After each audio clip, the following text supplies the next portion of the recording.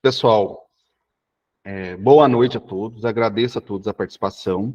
Estamos iniciando aqui, então, o curso, a semana 7, do curso de Noções Gerais de Contratações Públicas.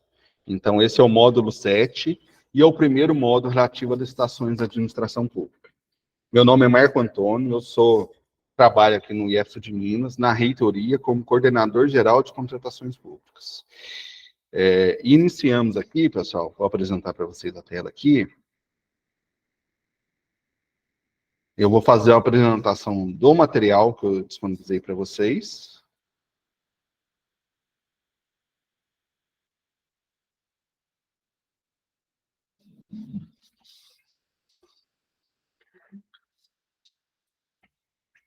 Então, essa é a semana 7. As primeiras 6 semanas foi relativo a contratos, entendeu? E da semana 7 até a semana 12 será referente à licitação. Então, essa primeira semana aqui, a gente é uma coisa mais básica. Então, a gente vai falar sobre a introdução, o que é licitação, o histórico sobre as licitações, os princípios da licitação, as legislações, e também falar um pouco sobre a Lei 14.133. Então, vou só tirar minha imagem aqui para ficar melhor para vocês.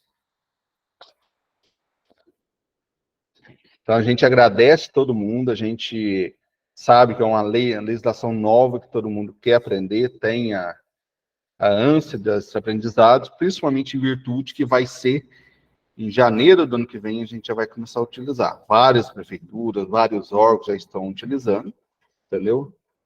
E é uma lei que a gente não pode falar que provavelmente não vai ser prorrogada. A gente trabalha nesse sentido, ok? Se for prorrogada, a gente vai receber alguma notificação, alguma orientação.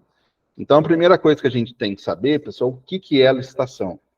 Então, licitação, ele é o ato, a forma, o processo de administração, processo que a administração pública realiza para contratar suas licitações. A licitação vem de lícito, de honesto. Então, a gente tem que fazer sempre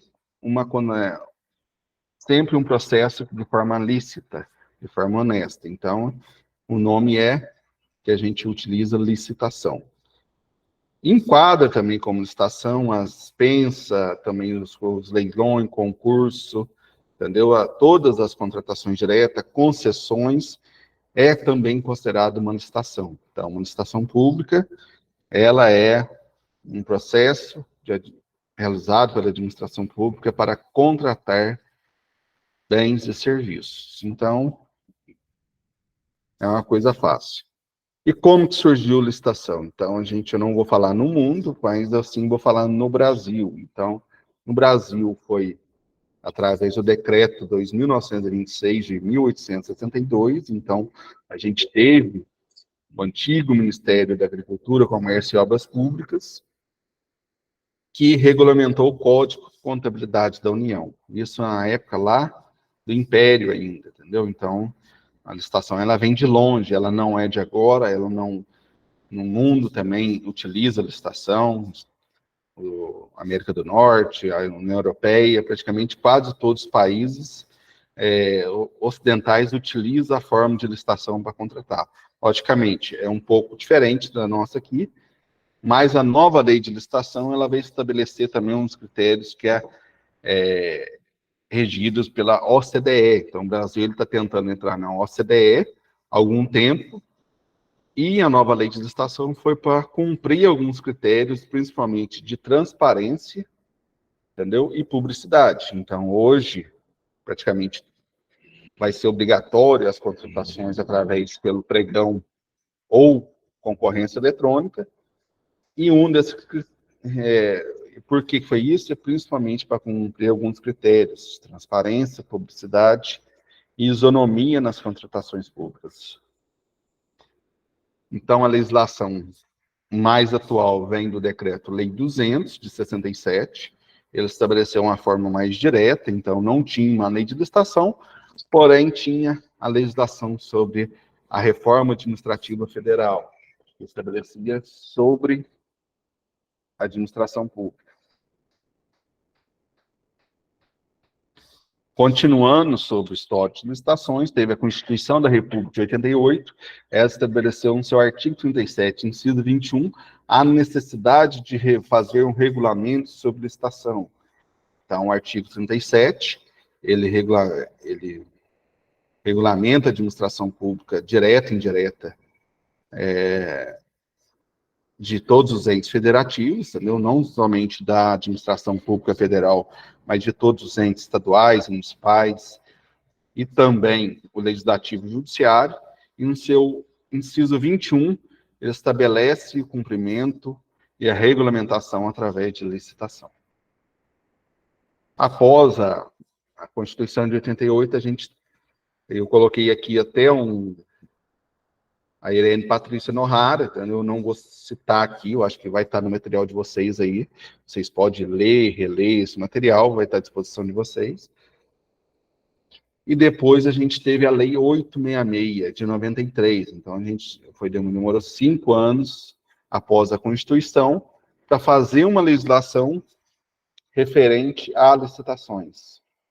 Então, a Lei 866, a gente utiliza ela até hoje e vai utilizar ela provavelmente para fazer licitações até dia 31 de dezembro, dia 30 de dezembro, que é o dia que ela vai ser revogada, e também para os contratos contínuos a gente ainda vai utilizar a Lei 866, principalmente naqueles que podem ser prorrogados.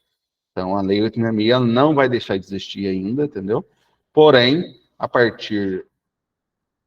até o dia 30 de dezembro, a gente pode utilizar ela para licitar. A partir desse prazo, a gente tem que utilizar obrigatoriamente a Lei 14.133, que é a nova lei de licitação. Então, a gente fala que é uma lei nova ainda, entendeu? A Lei 866, principalmente no decreto de 1967, porque o decreto anterior, que era da época do Império ainda, ele não estabelecia muitas regras de participação, de como funcionava. Então, era muito ainda, não era transparente, não tinha regras de participação. A gente teve a Lei 10.520, que é a lei do pregão, ela ainda está sendo utilizada. O pregão ele surgiu ainda bem mais recente, foi no ano de 2000, e o pregão eletrônico a gente surgiu em 2005, através do decreto 5450 na administração pública federal. Mais recentemente ainda, talvez não alguns órgãos municipais até utilizaram, principalmente quando foi verba de transferência voluntária da União, que a gente utilizou o decreto 10.024. Então, esse decreto já previa que deveria ser utilizado pregão na forma eletrônica quando é transferência voluntária da União, principalmente convênios ou outras situações que a gente pudesse ser realizado. Fora isso, ainda eu acho que a maioria dos órgãos municipais realizavam talvez de forma presencial, a não ser quando era transferência voluntária de recursos. A gente também teve a Lei 12.462, que foi a lei do RDC, porém essa lei ficou muito restrita somente a alguns órgãos, que foi os órgãos públicos federais, e algumas ações do PAC e outras ações realizadas para Copa do Mundo e Olimpíada. A gente também tem a Lei 13.303, mas essa não é utilizada para administração pública, sim pelas autarquias e fundações. Então, no caso, Caixa Econômica Federal, Petrobras, Banco do Brasil, utiliza essa lei. Então, todas as autarquias da União, do Estado, Distrito Federal, pode ser que alguns municípios tenham essa tipo de autarquia, principalmente os municípios um pouco maiores, pode ter algum instituto de previdência municipal, alguma outra autarquia municipal, talvez um SAI, talvez outra situação, que deve utilizar essa legislação. A gente não vai citar ela especificamente, entendeu? Detalhar ela, porém, a gente está citando ela aqui, que ela deve ser utilizada nessas situações. A Lei 13.303, ela dispõe de certa discricionariedade em relação a tanto a Lei 866 quanto a Lei 14.133. E agora? Então, pessoal, só um minutinho, só fechar o negócio.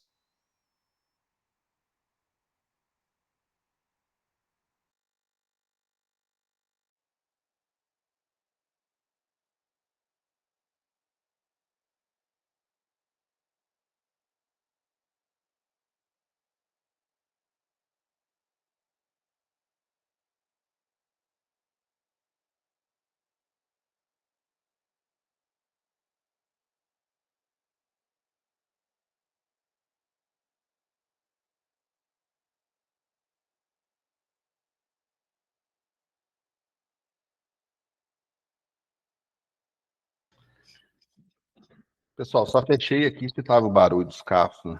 Arrumo aqui só para a gente ter na gravação, ficar melhor. Pessoal, então vamos continuar aqui. Então, é a Lei 14.133, é a lei que ela foi sancionada no dia 1º de abril de 2021. Ela, a partir do dia 1º de abril, poderia já ter sido utilizada, entendeu? Então, desde o dia 1º de abril de 2021, ela está disponível para utilização, porém ainda faltava de regulamentações para a lei. Dentro desse prazo, ela não, ainda ficou faltando, ela tinha um prazo de 2 anos para revogar a lei, porém ela ficou faltando regulamentação, e as principais regulamentações dessa lei, demorou ou saiu principalmente no último ano. Então, por isso que talvez ocorreu a prorrogação até o dia 30 de dezembro desse ano, e principalmente para virar um exercício financeiro. Então, dificilmente as prefeituras trabalham em virtude da LOA, da LDO, do plano plurianual, então realizar as estações, talvez, na virada do ano, talvez um marco, uma data mais específica que o pessoal já está tentando fazer. Então, acho que até foi adequada essa prorrogação. A nova lei de licitação, ela trouxe algumas inovações. Essas inovações, ela já estava sendo utilizada pela administração pública federal, principalmente no que diz ao plano de contratações anual, ao ETP, e ao ETP, que é o Estudo Técnico Preliminar, que antes talvez alguns órgãos faziam como um estudo de viabilidade técnica ou outro documento similar. E o plano de contratações anual, muitos órgãos talvez nem faziam ainda, pode ser que um ou outro poderia ter essa disposição. Outras legislações também que é utilizada nas licitações, que foi alterando, foi a Lei Complementar 123, que é o Estatuto da Micro e Pequena Empresa. Ele atua diretamente na licitação, principalmente no tratamento diferenciado das contratações e outras licitações relacionadas.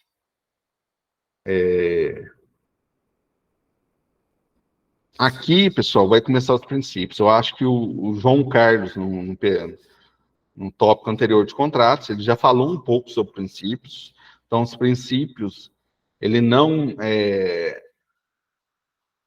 uma coisa, não é uma coisa expressa na legislação, mas, porém, ele deve ser seguido pela administração. Então, ele está expresso, desculpa, pessoal, ele está expresso na legislação, tanto na Constituição quanto na 14.133, e a gente deve seguir ele, entendeu? Então, a gente tem que ter observância em todos os princípios licitatórios, iniciando pelos princípios constitucionais, que eu lembro até de um professor meu que falava sobre a palavra limpe. Então, ele está no artigo 37, então, de legalidade, impessoalidade, moralidade, publicidade e eficiência.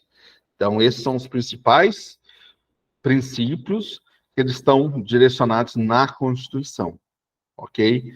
O princípio da eficiência ou da celeridade, que é a mesma coisa, ele foi incluído em 98, pela Emenda Constitucional 19.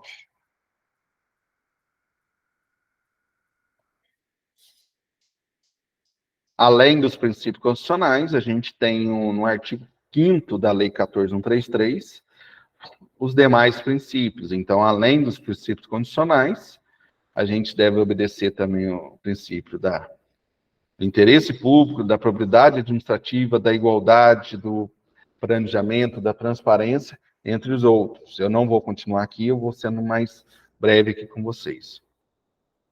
Thales, eu vou passar de forma rápida, depois eu vou abrir para dúvidas, pode ser?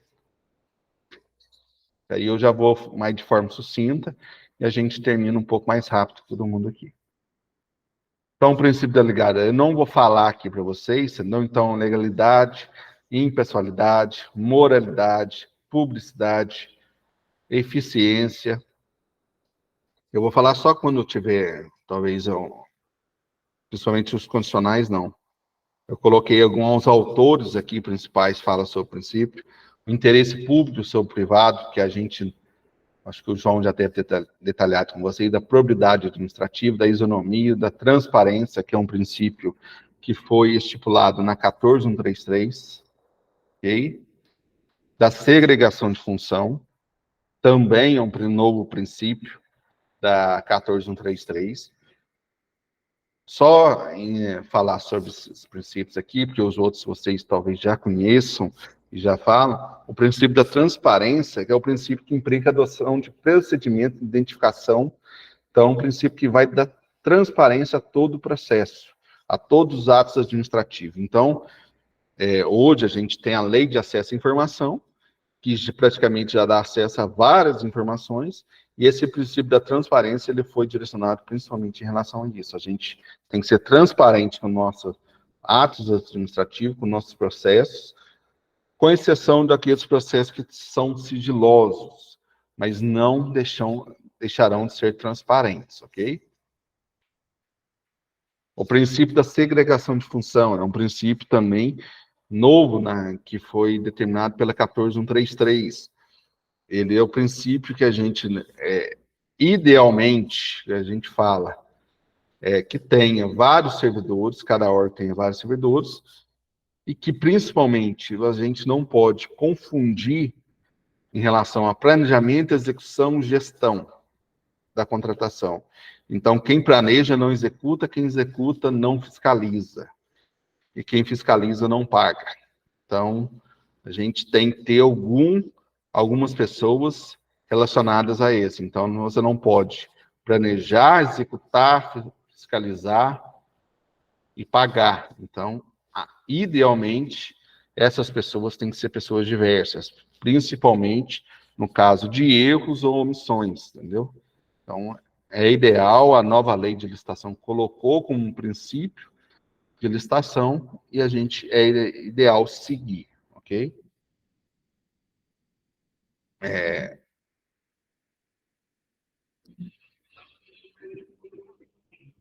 Princípio do desenvolvimento nacional sustentável. Então, esse é um novo princípio também. Novo princípio, não. Para a administração pública federal, ele já estava colocado em instruções normativas, em decretos, porém, ele já foi colocado na própria lei. Então, ele já está disponível a todos e talvez a utilização dele na administração pública federal, ele já é utilizado, porém, talvez no Estado, nos órgãos municipais, talvez carecia ainda de utilização desse princípio, ok? Contraditório, ampla defesa, com o princípio condicional.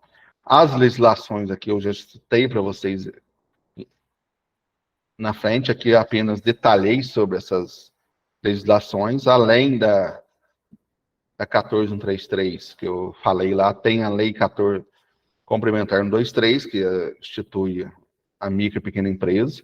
Tem outras legislações aqui também, que é importante vocês terem conhecimento também, principalmente unidades que realizam licitação de serviços de publicidade, contrata agência, contrata uma publicidade. Tem uma lei específica, uma lei especial, ela não mudou, ela não revogou. Ela vai ser utilizada de forma, e a lei 14133 vai tratar ela de forma subsidiária, então os contratos e procedimentos vai ser da 14133, porém, ela tem a sua validade ainda, que é a lei 12 12.232, para contratação principalmente de serviços de publicidade ou contratação de agência de publicidade. Então, a gente tem que seguir ela ainda. Para concessão ou permissão de serviço público, você vai fazer uma concessão no espaço público, tem a Lei 8.947 de 95, então, é utilizado. A Lei 14.133, a gente utilizava a 14.133, a Lei 866, para, de forma subsidiária em relação aos contratos, algumas coisas que não estava prevista nessa legislação. Agora a gente vai utilizar a Lei 14.133. A Lei 11.947, que é o sobre atendimento da alimentação escolar, que é o PNAE. Então, as escolas, principalmente esse recurso do PNAE, principalmente ele vem para as escolas públicas, entendeu? A gente vai utilizar a Lei 11.947. A Lei 14.133 também vai ser de forma subsidiária. O que é essa forma subsidiária? O contrato, o plano de contratações anual, é relativo à lei de licitações. Porém, os procedimentos de licitação é relativo a 11.947, a 11.947/2009, que trata sobre o PNAE. E também ela tem a resolução 6 de 2020 do FNDE, ok? Alguns decretos aqui, que é o Decreto Federal 8538, que aí ele regulamenta a Lei Complementar 123, que é a lei da microempresa, principalmente em relação ao tratamento diferenciado. O Decreto Federal 10.818, ele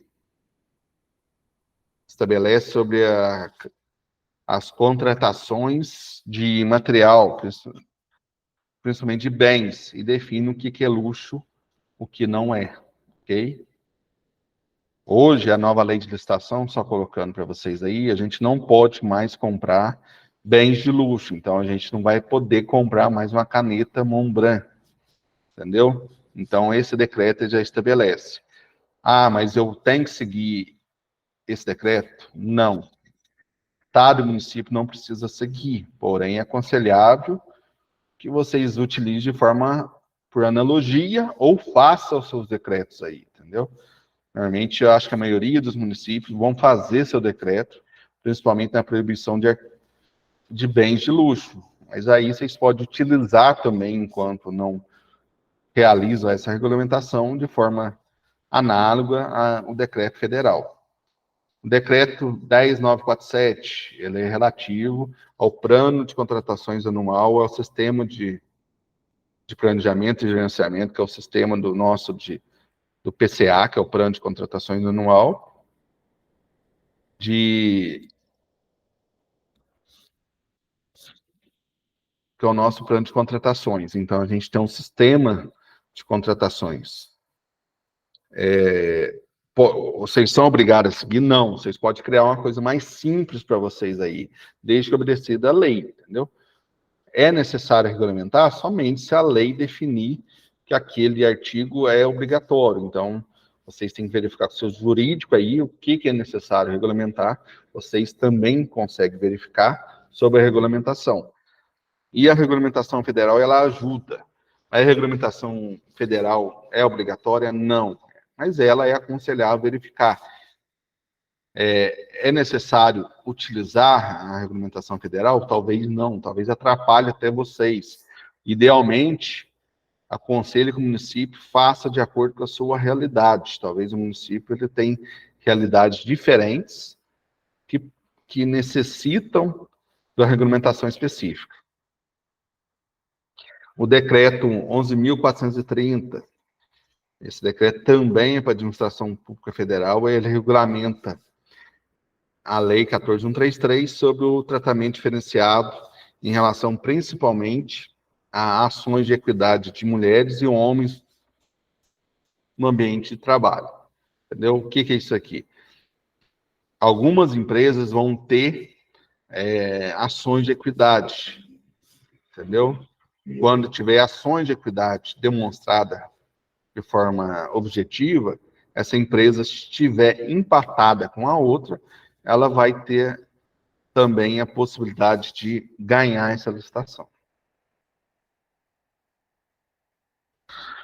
Sobre o decreto 11.461, então esse decreto é para dispor sobre como é feito o leilão. Então a administração pública federal, se preocupou também em regulamentar o leilão na nova lei de licitação. Então o leilão vai ser um pouco diferente. Então vários órgãos aí, prefeituras, talvez estado, têm alguns objetos que precisam fazer o leilão, e o leilão já está regulamentado na administração pública federal.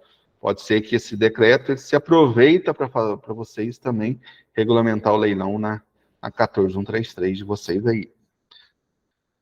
O decreto 11.462, esse decreto trata sobre regulamentação do sistema de registro de preço.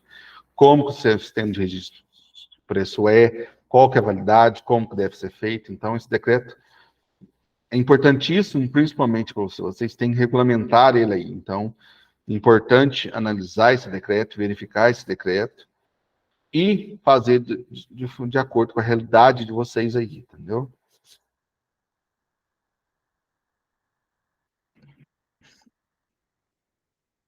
Instrução normativa sobre o SICAF. Aqui é o registro cadastral, então o SICAF, vocês podem utilizar o SICAF também. E também pode ter um registro cadastral de vocês. Ah, mas eu quero utilizar o SICAF. Vocês podem ir lá no sistema, depois entrar no gov.br/compras, e solicitar também um acesso ao SICAF. Ah, mas eu quero ter um registro cadastral próprio da prefeitura. Também pode ter. Então, a lei obriga a ter o registro cadastral. Mas ela obriga que você também possa utilizar o registro cadastral, tanto do Estado quanto federal. Se você der essa possibilidade para ele, você não precisa ter documentos arquivados aí, você não precisa criar um sistema de vocês aí, mas vocês são obrigados a ter um registro cadastral. E uma das possibilidades é o SICAF. A Instrução Normativa 206, ela trata sobre a execução do pregão, entendeu? Sobre a dispensa eletrônica. A Instrução Normativa 65, pessoal, só uma correção aqui.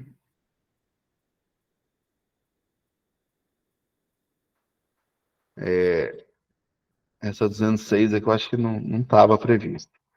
Mas a Instrução Normativa 65, ela trata como que é feita a pesquisa na administração pública federal, que a gente pode utilizar 3 preços, a média, o menor preço, a mediana.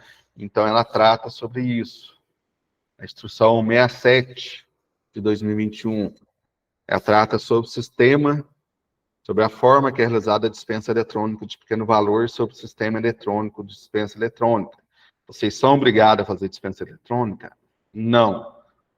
Entendeu? Então, a dispensa, vocês não, os órgãos municipais, estaduais, não são obrigados a realizar, a não ser se vocês tiverem a regulamentação. Porém, é aconselhável, a própria lei aconselha a fazer, principalmente, todas as dispensas eletrônicas na forma eletrônica, ok?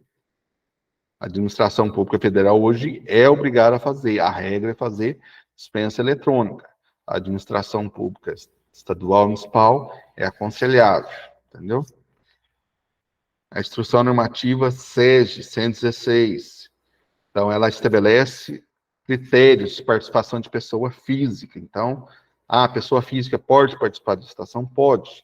O engenheiro pode participar para fazer, talvez, um projeto, talvez um administrador para fazer alguma consultoria, ou outras situações que se você precisa do profissional e não da empresa, entendeu? Mas aí ela vai competir de igualdade de condições com empresas, porém a empresa paga menos imposto.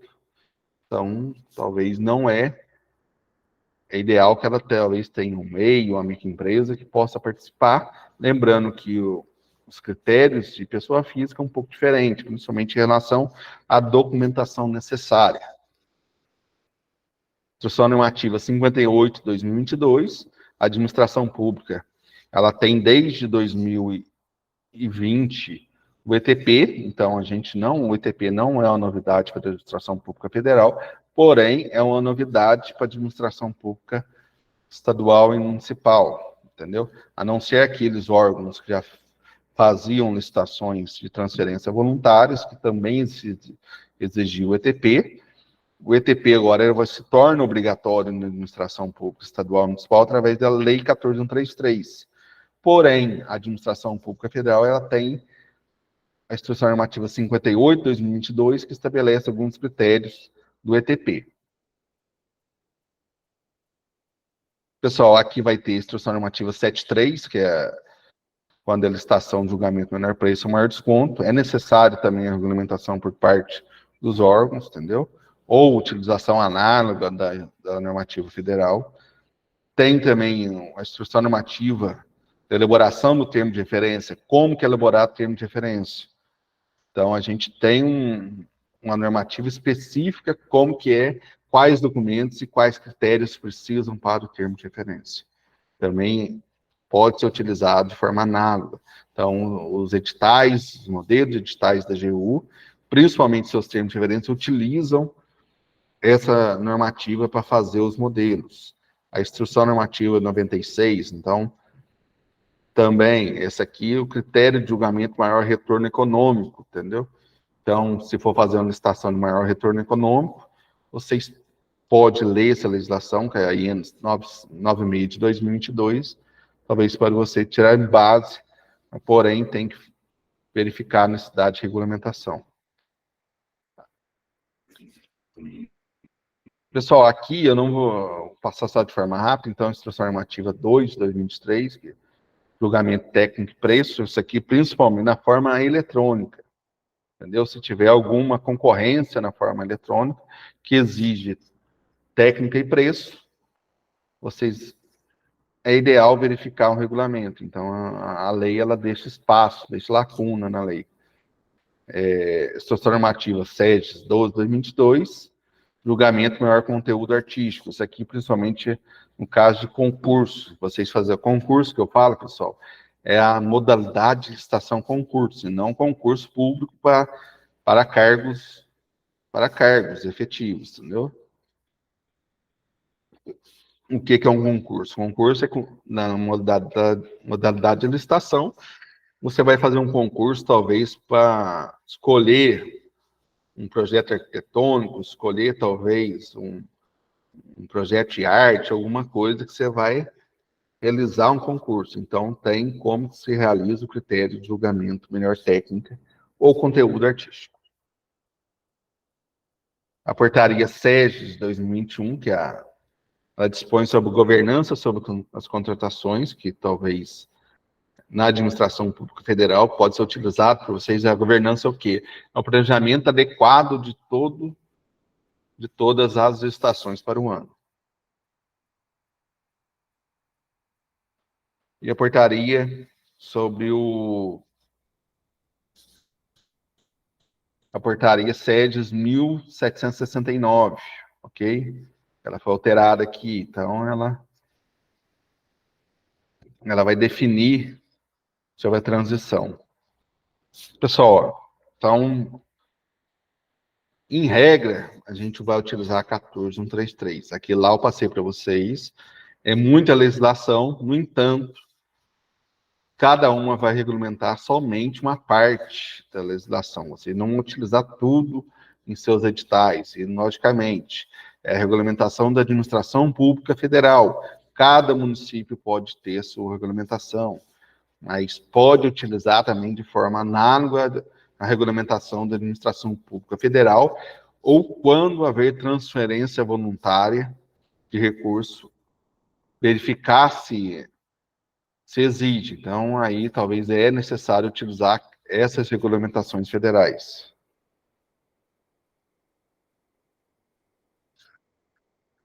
Então, a Lei 14.133, então, é de 1º de abril de 2021. Aqui, algumas definições principais. Eu não vou ler as definições, já estão previstas na legislação aí. A legislação já é grande, então a gente vai estar definido praticamente quase tudo. Então, hoje eu vi um dicionário da Lei 14.133, o dicionário nada mais é que é o artigo 6º da Lei 14.133.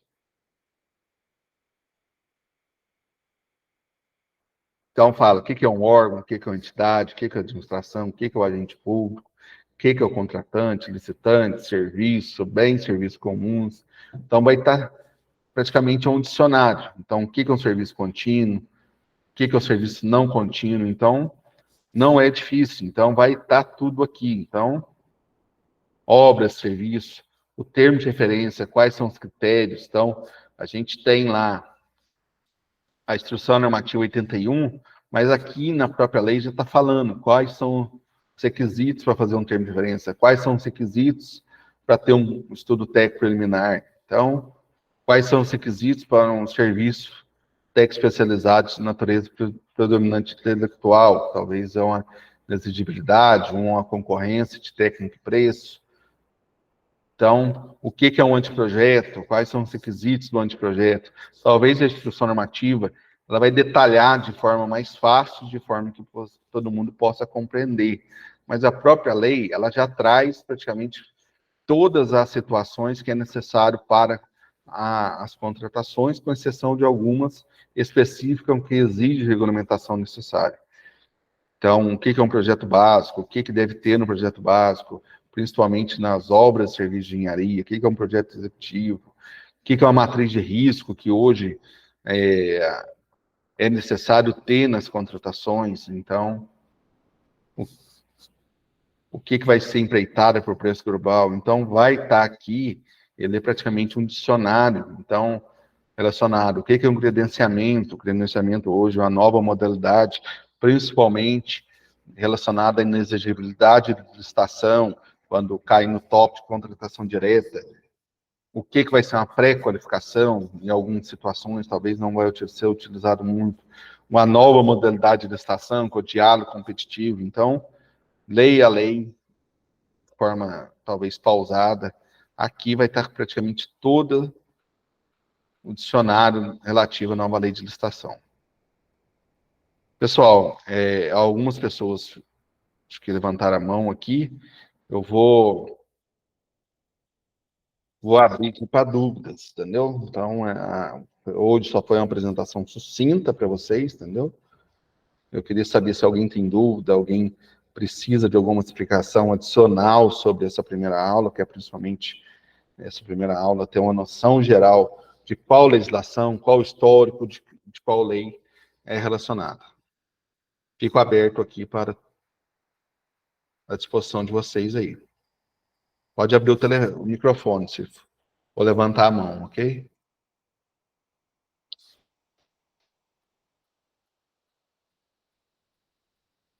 Lembrando, pessoal, enquanto isso, vocês têm o fórum de participação, acho que todos já passaram para vocês, tem até a próxima, acho que eu não sei se é o próximo domingo ou segunda-feira, para vocês responderem lá, o fórum só fica durante a semana. Tem as questões também, as questões vai ficar até o final do curso, relativo à disciplina de licitações. E também vai ter também os critérios de participação nessas aulas aqui. Lembrando que o quê? Quem não puder participar, eu vou disponibilizar aqui via... eu tenho um canal no YouTube aqui, eu vou disponibilizar para vocês aqui depois. Então, eu coloquei lá no curso lá, entendeu? O link do canal, tá na semana 7 lá. Vocês podem verificar lá. Ok? Pessoal, alguém tem alguma dúvida? Alguém tem alguma pergunta? Alguém quer uma explicação adicional? Estou à disposição.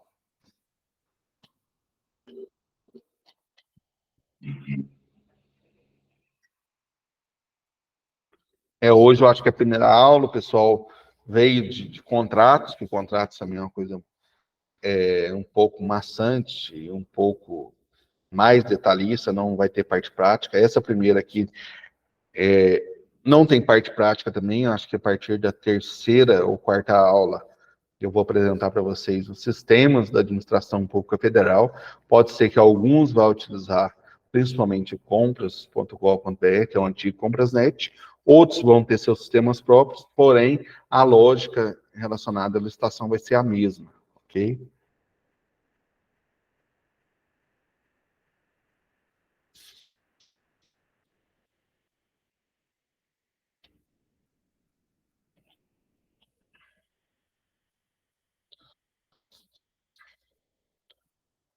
Pessoal, então, posso encerrar aqui. Eu vou encerrar a gravação. Talvez alguns estão com... queira falar depois de encerrar a gravação, e eu vou encerrar a gravação aqui, pode ser?